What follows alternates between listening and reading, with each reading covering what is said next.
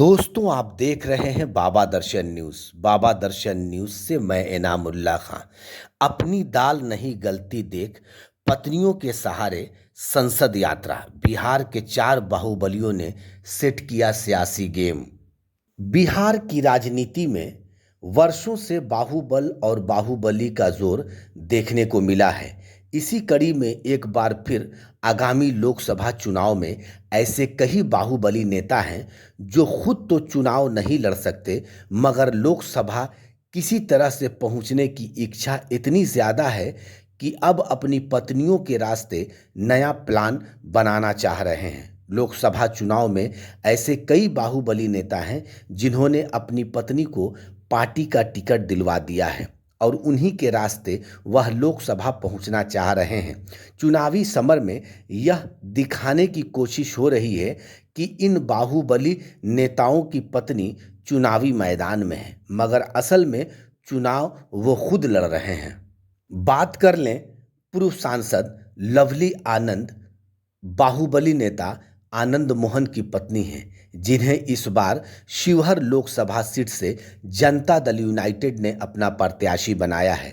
आनंद मोहन खुद 1996 और 1998 में शिवहर लोकसभा सीट से सांसद चुने गए थे। उधर बात कर लेते हैं बीमा भारती की। बीमा भारती जदयू की विधायक थी और मंत्री भी बनी थी, लेकिन इस बार आरजेडी में पाला बदल लिया है और बीमा भारती को आरजेडी ने टिकट दिया है। बीमा भारती कुख्यात अपराधी अवधेश मंडल की पत्नी है, जो इस बार राजद के टिकट पर पूर्णिया लोकसभा सीट से चुनाव लड़ रही हैं।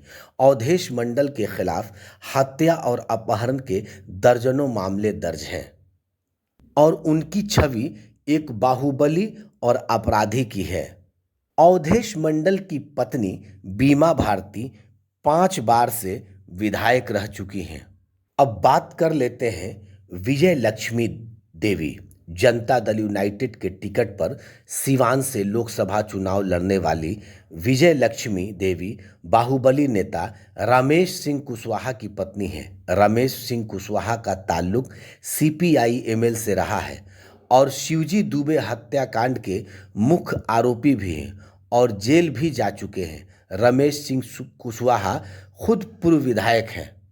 2024 लोकसभा चुनाव में अनीता कुमारी राजद के टिकट पर मुंगेर से चुनाव लड़ रही हैं। अनीता कुमारी नवादा के बाहुबली और आपराधिक छवि के नेता अशोक महतो की पत्नी हैं। 2023 में अशोक महतो 17 साल जेल काटने के बाद जेल से रिहा हुए थे। आगे बता दें कि 2001 के नवादा जेल ब्रेक कांड में अशोक महतो 17 सालों से जेल में बंद था और पिछले साल ही वह रिहा हुआ है। दिलचस्प बात यह है कि अशोक महतो खुद चुनाव नहीं लड़ सकता है और इसी कारण से उसने लोकसभा चुनाव अपने पत्नी के जरिए लड़ने की सोची और फिर इसी खरमास के दौरान उसने अनीता देवी से शादी की। बताया जाता है कि राजद सुप्रीमो लालू प्रसाद से आश्वासन मिलने के बाद ही अशोक महतो ने खरमास में आनन फानन में अनीता देवी से शादी की और फिर मुंगेर लोकसभा सीट से आरजेडी का टिकट उसकी पत्नी को मिल गया।